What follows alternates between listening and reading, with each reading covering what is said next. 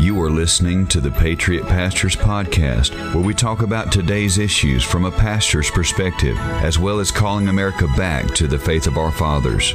Without God, democracy will not and cannot long endure. If we ever forget that we're one nation under God, then we will be a nation gone under. Here's your host, Wade Lentz and Harold Smith. Welcome to the Patriot Pastors Podcast. I'm Wade Lentz, pastor of Barrow Baptist Church, and I'm joined with my good friend Harold Smith, who is the pastor at First Baptist Church of Roland, Oklahoma. Harold, it's good to see you. Good to see you, Wade. How have you been? I've been doing good. I got my food plots put in. I got the ground tilled, the seed in the ground, and we got about a 3/4 of an inch of rain on it. So, all right. Yeah, I got deer candy on the ground. It's just a matter of time. You know, I've noticed this year a couple of in different states, in Tennessee and North Carolina, they're allowing them to kill bucks while they're still in their felt. Yeah. That's not legal in Arkansas, is it? No, our season doesn't open until the last weekend of September, and usually by then, deer have got full hard bone antlers. Mm-hmm. But yeah, Georgia, South Carolina, Tennessee, some of those eastern states allow that, and especially out west. Your western states like Colorado, their archery season will open up in September. That goes for Utah, so you could get elk or mule deer in velvet out there. That'd be an interesting mount right there, wouldn't it? Yeah, it really would be. You know, I think that some of the Asian cultures think that velvet has like male enhancement properties, for lack of a better word, and so there are actually farms in America that raise elk and then cut their horns off when the velvet's still on them, and somehow preserve them and send them to these Asian countries where they grind it up and make soup out of it. So when somebody says, well, I just shoot the first deer that comes by because you can't eat them horns, I'm like, no, the Asians, they're eating those horns. And they claim it works wonders. So I thought you were going to say they grind it up and then make Viagra out of that and then ship it to us. Probably so. But there's a whole bunch of stuff like a bear gallbladder. My dad's, it's illegal to sell any part of a bear killed in Arkansas. You can't sell the claws to make a necklace out of. I mean, you can't sell the hide. It's protected. But if you kill one in Canada, you can sell all of it. And so up there, they've got buyers that will buy the gallbladder out of a bear because the gallbladder has some medicinal value in Asian cultures. And so I want to say it's been several years. My dad got like $250 or $300 for the gallbladder out of his bear. And then I don't know, they dry them and, you know, I don't know. That's crazy. I know I've never been tempted to eat the gallbladder out of anything. Right. Not big on organ meats. No. Pretty nasty. Speaking of hunters. Yeah. One of the greatest hunter celebrities he's an icon. Hank Jr. Yeah Tied the knot last week. Did you see that? Again, this is his fourth marriage. Now the last one, to be fair, passed away. He's a widower. Right. She passed away suddenly last year. She was having a surgery and somehow her lung got punctured and she passed away at age 58 after 33 years of marriage. But to our surprise, we saw on social media that Hank got married and noticeably to a much younger lady. How old was she? I mean, she's 43. Hank is the same age as my dad. I want to say 74. Yeah, he's 74. Yeah. So 31 years difference. And but you know, when you got $50 million, what you're worth, that or more, you can get younger women. Yeah. You know, Hank has written tons and tons of songs, many of them number one hits. About his promiscuous lifestyle, you know, even has a song called I Like to Have Women I've Never Had. Yeah. Who marries a guy who sings about this kind of lifestyle? And I mean, don't get me wrong. When I was growing up, I loved Hank Jr. I mean, he was the country music star of the 80s and 90s. Absolutely. During that time frame, entertainer of the year, just hit after hit after hit. He was really the guy that got the Monday Night Football theme song going. Are you ready for some football? Yes. For years Hank did that, and it wasn't until he was criticizing, I believe, Obama, that he lost his Monday night contract. And but I love Hank, and Hank. I do too. I don't know. He's a talented man. Wouldn't you agree, Wade? I mean, my goodness, you can play and sing. I can't do one, but he could do anything. He is a multi-talented musician. Not only he can play just anything that has strings, he can play, fiddle to guitar, you name it. But he's also a great songwriter. And, even though his songs would not be played on a Sunday morning worship service, Country Boy Can Survive, lyrically speaking, is a masterpiece. It's an anthem of the South. Yeah. All My Rowdy Friends Are Coming Over Tonight. What's the other one? Oh, I could think of a bunch of them. Yeah. All My Rowdy Friends Have Settled Down. Settled down. Yes. Yeah. I love that. It's lyrically speaking, he's a master at songwriting. But he lives a lifestyle that you and I would not agree with, but that does not take away his talent. But what I found in this marriage here is that he was married in a small little Baptist church in Banks, Alabama. Yeah. And that leads me to my thought I was going to have. I mentioned on social media that he got married, and one of my friends on social media said, well, as much as he's worth, I still love to buy him for that and then sell him for what he thinks he's worth. I used to like him. Now he's just like a potty-mouthed bag of hot air. And my reply to that was, yeah, he's a rich, old, cranky, lost man. But I do pray for his salvation as the Lord gives me remembrance. Wouldn't it be great to hear that Hank got saved? Oh, yeah. Hank is just acting like a pagan, a lost person acts like. Okay? That's what lost people do. Yeah, they cuss, they're rude, and probably Hank, we've talked about this before. He probably thinks he is a Christian. Okay, grew up in the South. We say grace, we say ma'am. If you ain't into that, we won't finish it up, Wade. But he's just your probably typical American. Well, my mom was a Christian, Bible Belt, typical Bible Belt citizen, went to church as a kid, whatever, sings gospel music occasionally, sure, stands for the flag and swears by the Bible.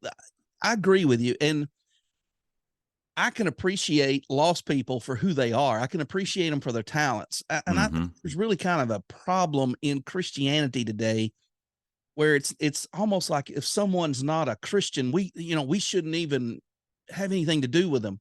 Right. However, when you look at the Christian music industry, it is rampant with some of the worst instances of immorality, some of the worst theology. And I'm like, I would rather listen to Hank Jr. and know what I'm hearing than listen to a contemporary Christian artist who's subliminally teaching me stuff that I shouldn't be thinking is contrary to the Bible. So I pray for Hank. And I had a thought. What if I'm at the First Baptist Church of Roland and this big tour bus comes pulling in there and Hank Jr. and some girl get out and come walking in and they say, hey man, we're passing through, want to get married. What would I do? Yeah. Would I marry them or would I not? And I'm going to tell you what, most Baptist preachers would say, absolutely not. You don't know what marriage is. And I wouldn't fault you for that. Right. I'd say, yeah, but I conduct the service. We would go to the front of the church and I'd preach about a 20-minute gospel message with invitation. Yeah. And say, this is a picture of what marriage is. And I would do his marriage and I wouldn't take any money for it. He would be paying by having to listen to a 20-minute or 30-minute gospel presentation while they stood there holding hands. listen Yes. to me. And if they didn't make it to the end, then somebody else could marry them. But Yeah. after thinking about it, I thought, man, I've always, and it's not just Hank Jr., celebrities. Yeah. What if I was stuck in an airport with, say, Dana White, the promoter of the UFC? Mm-hmm. You know, what would I say to him? What if I was stuck in an airport with some, Joe Rogan. Joe Rogan? Yeah, I've thought Yeah. about Joe Rogan. You know, where would I go? Because some of these guys are more intellectual. Some of them are more, worldly driven. Some of them have a church background. Some of them do not. Some of them are Catholics, and so they think they're okay because of their religion or something that happened as an infant. I've always prayed, Lord, I would love to see that. And here's why. The world sees these people as celebrities. They have a massive audience. And if they were converted, their conversion would be in front of a massive audience and the whole world would see it. So I don't necessarily have to be the guy with the microphone saying, listen to me. I would like to have the ear of someone who could stand up and say, listen to what God's done for me. Absolutely. And, if the Lord could use you to save one person that had an audience, that would be very productive. So yes. that's kind of my take on it. Absolutely. You think about Hank, you think about all the tragedy that he has had, excuse me, in his life, with his father dying at such a young age. Yeah. And then him falling nearly to his death in 1974.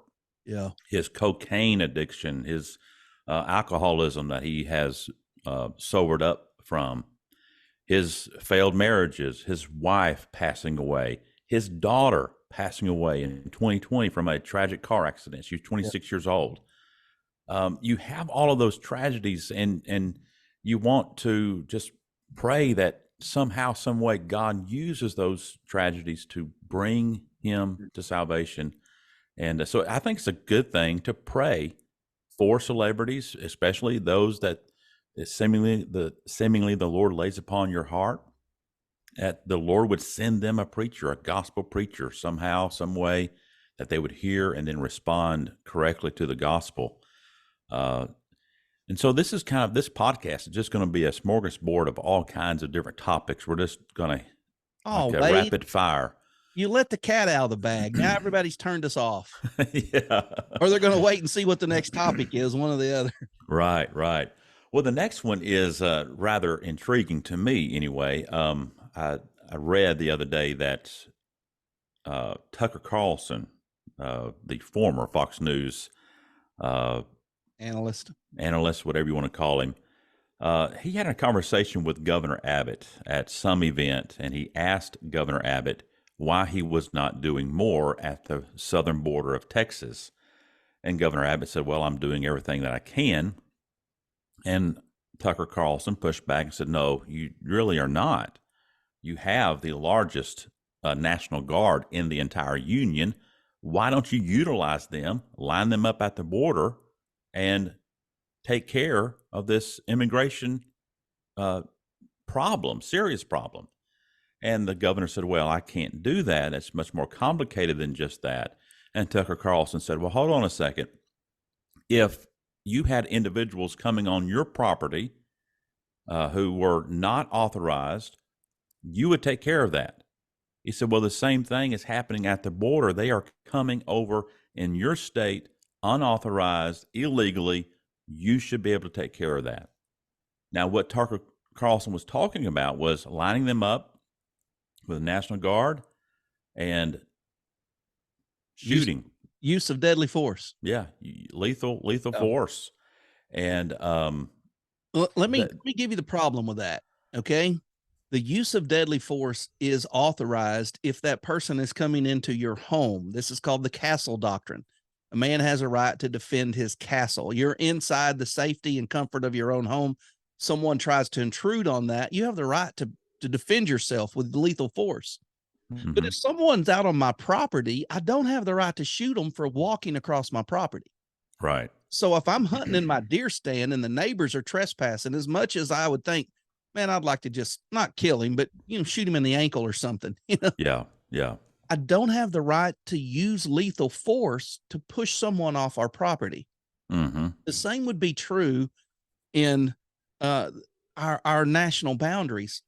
just crossing into our nation illegally is not grounds for lethal force. Right. Saying somebody coming into the governor's house, that's different. Somebody coming onto the governor's lawn, we don't shoot them. We arrest them. We charge them with trespassing. We don't charge them with trying to commit manslaughter. Yeah. So, yeah, you do have a big, but as a guy that's been in the National Guard, let me say this. You don't want to be deployed somewhere to defend something unless you have the right to fully defend it. In other words, don't send me to Katrina to protect property with empty firearms and no ammunition in them, just to be a figurehead for the National Guard's here. Sure.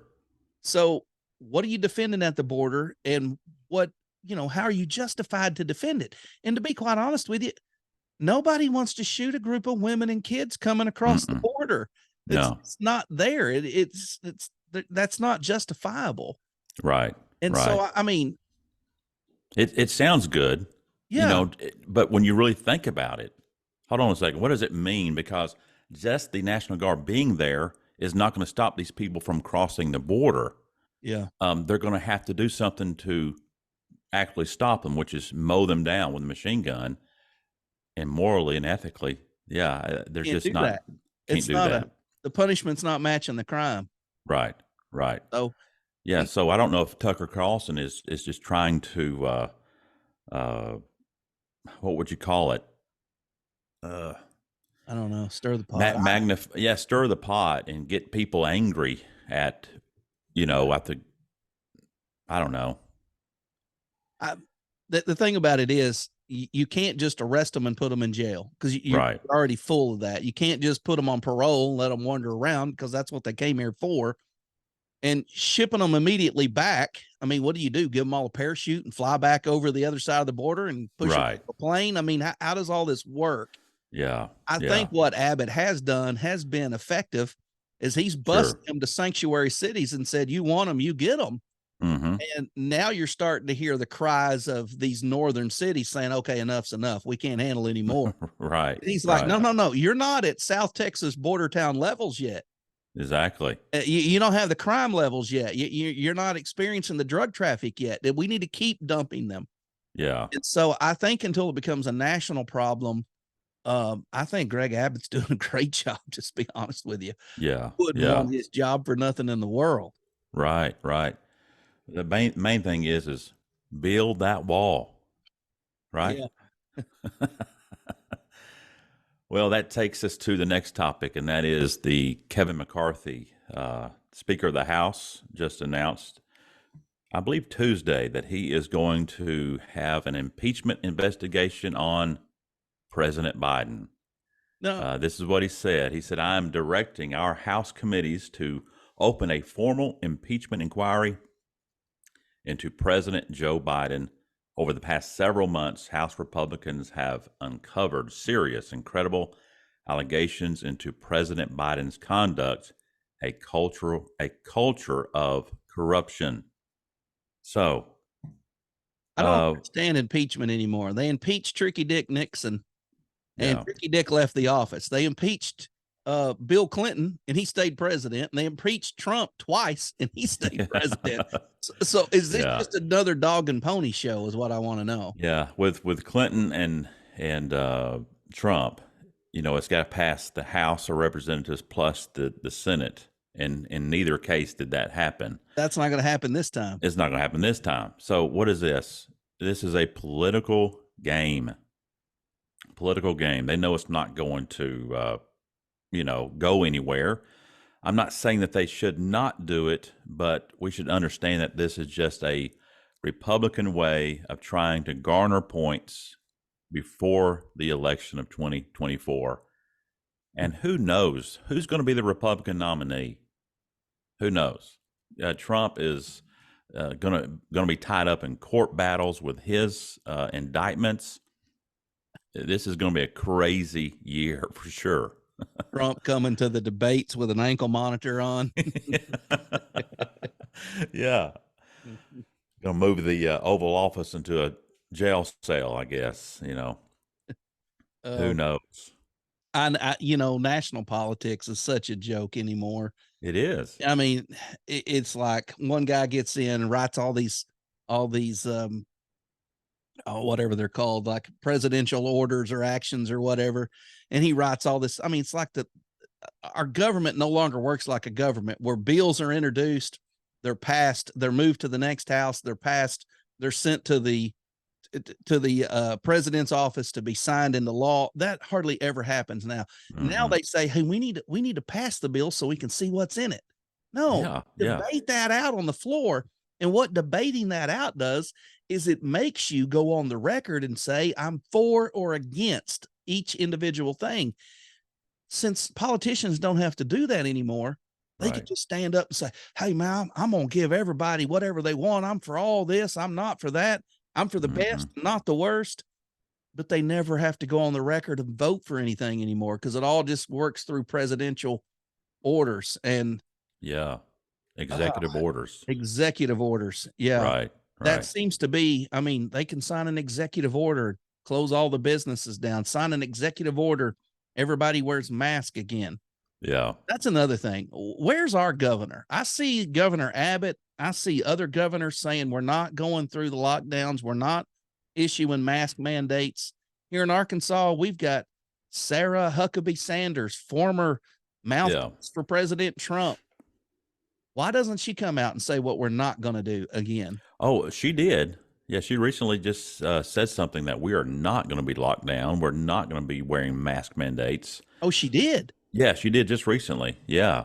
The problem with Sarah, though, here just last week, she's wanting to take away what they call FOIA, the Freedom of Information Act. Yeah, Freedom of Information Act, which I can go and ask for all the emails, because it's public knowledge. Well, she's wanting to get rid of that. And this has been a shock to all the conservatives. They're like, okay, why do you not want people to know where you have been? And her reasoning is, well, it's for our safety, my family's safety. Hold on a second. That doesn't fly. You're hiding something. And so there's a great debate in the Arkansas House as to this bill that she's even asked for a special session to hurry up and get this thing passed. But that's just it, Wade.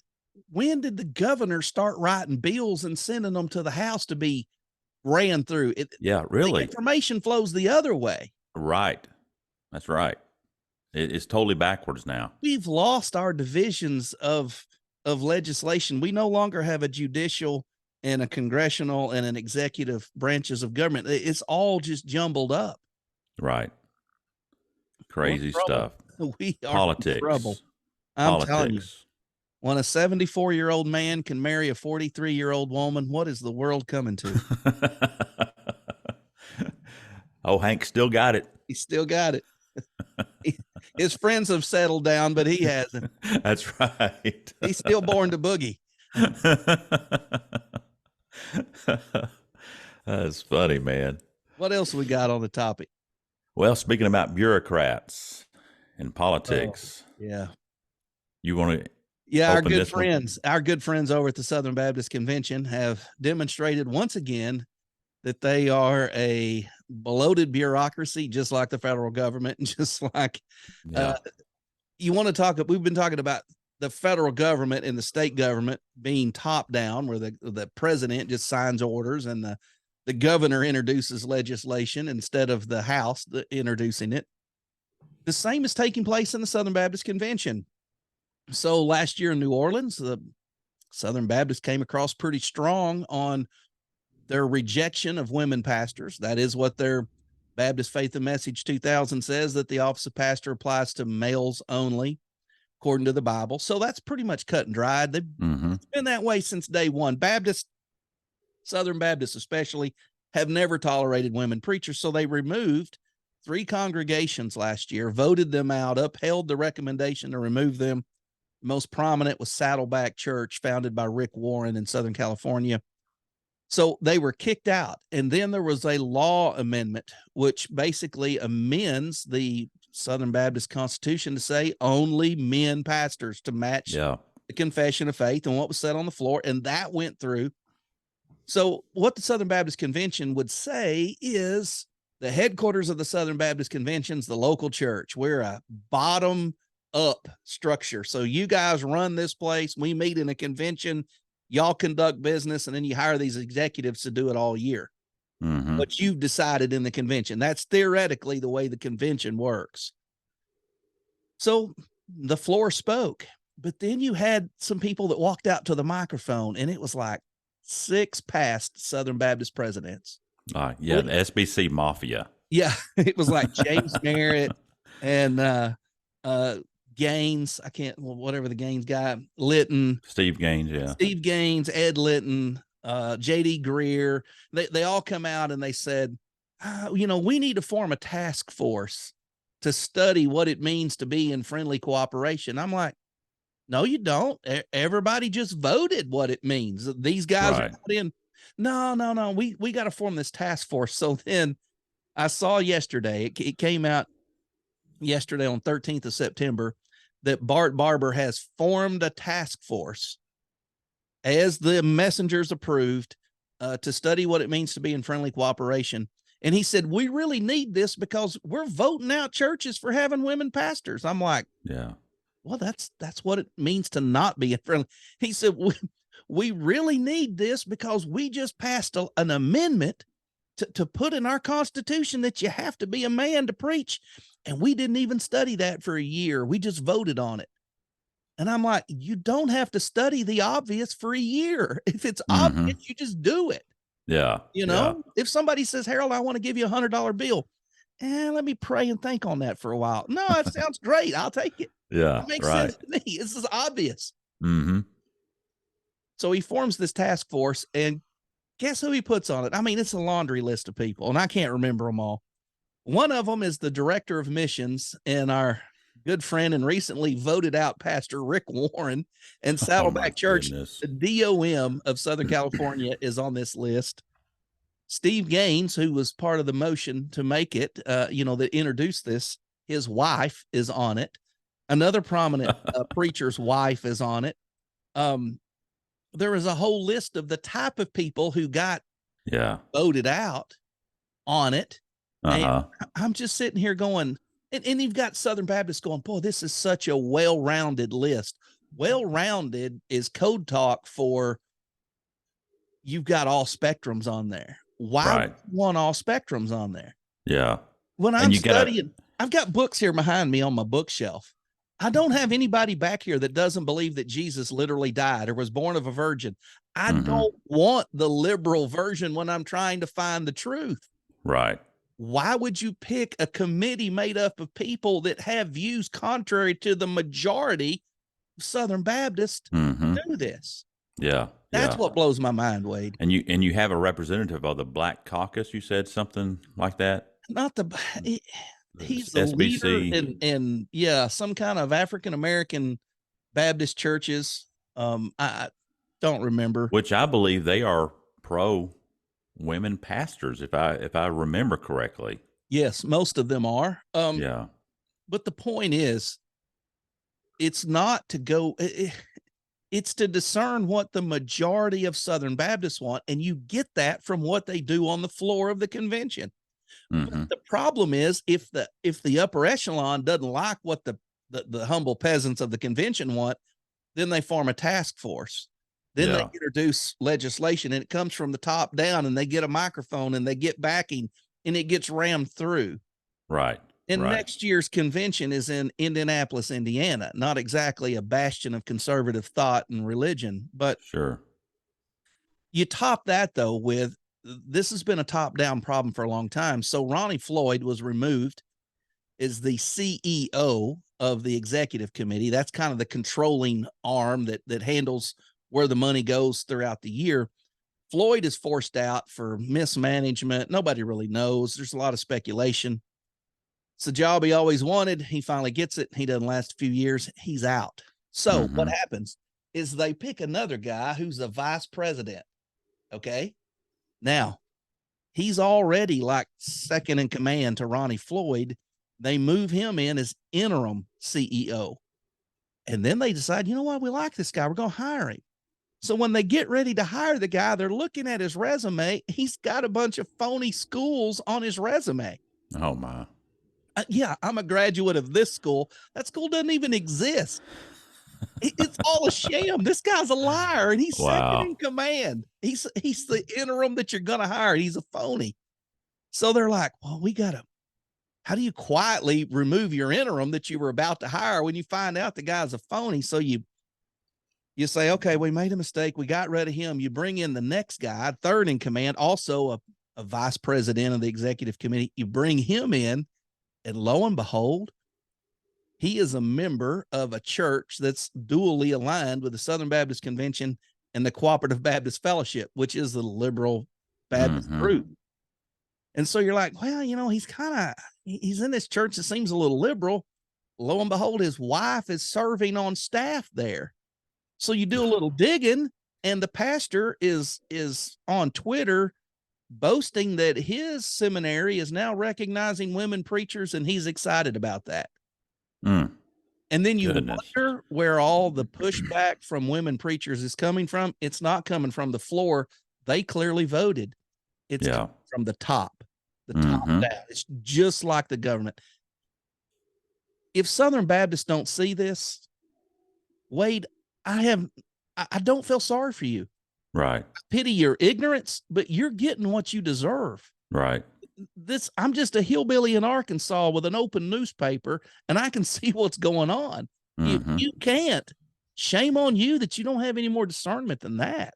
Oh, I'm telling you, that's pitiful. I just saw this on Twitter. It says here, this is Jason Paradis, and it's showing a picture of him. This man voted to keep Rick Warren and Saddleback in the SBC. He openly states that his church has women pastors. Our SBC leaders thought it would be a good idea to put him, who is proudly in defiance to the Baptist faith and message, on the committee to decide what to do about churches that defy the Baptist faith and message. He said, it's rigged, and we don't need a committee to decide whether or not we should follow our doctrine. We just need to follow our doctrine. And then it says, pass the law amendment in Indy. Yeah. So the amendment has to be voted twice. It does. And it passed in New Orleans. But if you think that thing's going to pass in Indiana, right. Here's why I don't see it passing, Wade. Every year, the Southern Baptists slide further down this slope. More and more conservatives are jumping off the ship. You and I jumped off years ago. I mean, your church, the church I pastored back then, left a long time ago. But what we're getting at is every year that this goes down, more and more preachers are getting off with conservative values. Then look at the churches the Southern Baptist is planting. They're not planting traditional value churches. They're planting affinity-based churches, or they're planting what I would call New Age church, Elevation Church, Journey Church, Eagle Rising Church, Lift Up Church. Right. And the doctrine is shallow. The preaching is man-centered. And these are the churches that are replacing the conservative churches. And if you are a Southern Baptist church plant, they will pay your way free of charge to go to the convention and vote the way they want you to vote. Yeah. There's no way this gets turned around. This has been in a downslide since Nashville. Conservatives lost in Nashville. They lost worse in Anaheim. You saw a little blip in New Orleans, but you watch a big slide happen when they get to Indiana. Yeah, no doubt. Well, Harold, this is one podcast where we have talked about many, many problems in the world, but not any answers. Jesus is coming soon. That's my only hope. That's right. Well, man, it has been good to visit with you. And I know you're going to be traveling here the next couple of weeks. You're going to be preaching in Georgia, right? Or I'll be in East Arkansas this weekend. I'll be in Georgia first part of October.